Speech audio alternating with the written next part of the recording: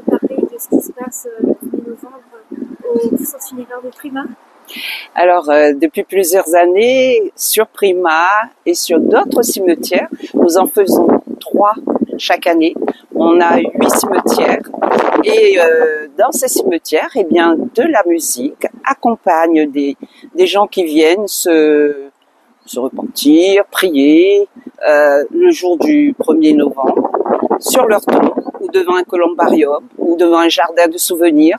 Et à chaque fois, ils nous disent, vous savez, cette musique qui est douce, qui est une balade pour la plupart du temps, parce que c'est un pianiste, c'est un violoniste, harpiste, toutes ces musiques qui sont douces, et ben, ça les accompagne quand ils prient.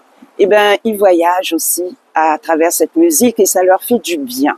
Et après, ils sortent de la tombe ou du columbarium, ils viennent s'asseoir à côté des musiciens et c'est un petit concert à eux pour être encore plus posés, plus avec, rester avec leur défunt ce jour-là qui est très fort, avec beaucoup d'émotions. Ils s'installent et ils écoutent et vraiment, ils sont apaisés. Là, on a la musique douce, l'apaisement. Alors pourquoi pas faire du maloya?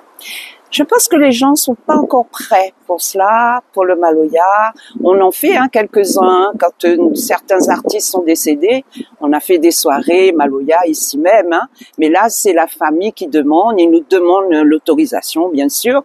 Et mais là c'est pas facile. On y va petit pas, doucement, parce que les gens sont pas prêts pour ça. Il faut faire très attention quand il s'agit de la culture, que ça soit pour nos défunts, il faut faire très attention. Chacun a sa manière de voir les choses.